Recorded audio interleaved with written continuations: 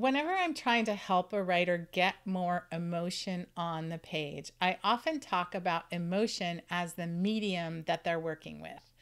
I say things like painters paint and they work with color. And if a potter is working with clay, that's their medium. They're working with the earth, with the dirt, with the shape of the thing that they're going to make. And writers are not working with words per se because words convey meaning, and meaning has emotion when it we hear those words and it hits our brain. So really what writers are doing is working with emotion. That's our medium. When we're writing a novel and we're developing a character, we're trying to get our reader to feel what that character feels. We're trying to get them to understand that emotion and experience that emotion. And in the nonfiction side, we're trying to work with that reader who wants something emotional, who is trying to change in some way in their life. Maybe they're trying to learn something or develop something or figure something out, and it's all tied to emotion. Good writing is going to evoke emotion in the reader. There's just no other way around that, and it is always so, and it will always be so. And so this idea of how, as a book coach, do we help a writer to do that? How do you help a writer convey the emotion that they want their reader to experience? It's tricky stuff. And there's a book that I think is enormously helpful, which is Brené Brown's Atlas of the Heart. And this is a book that it's basically like an encyclopedia of emotion.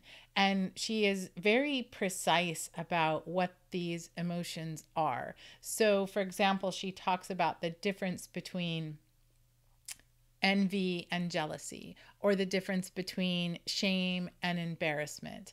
She talks about things like regret and despair, and the specificity of understanding these words and the emotions that they're conveying is just a great way for a book coach to immerse themselves in the language of emotion and to understand how to convey to their writer if something is flat or it's just not coming to life, to be able to explain why and to be able to explain the emotion that the reader might be feeling, or that the writer hasn't quite tapped into deep enough. And this kind of immersion in language, Brene Brown takes these words so seriously, which is a thing, of course, any writer or person who works with writers is going to love. That's all we have is the words and the emotions that those words convey. And so I love this book as a way to tap into what we're really after here when we're helping our writers and what we're really trying to do for them and bring to the table. It's a meaty book, meaning like it's literally heavy and thick, and it's like a coffee table book, and I like just paging through it from time to time and reading an entry and remembering exactly what regret, for example, what that means and what that feels like and why it matters and who might be experiencing it and where it comes from and what other emotions it's connected to.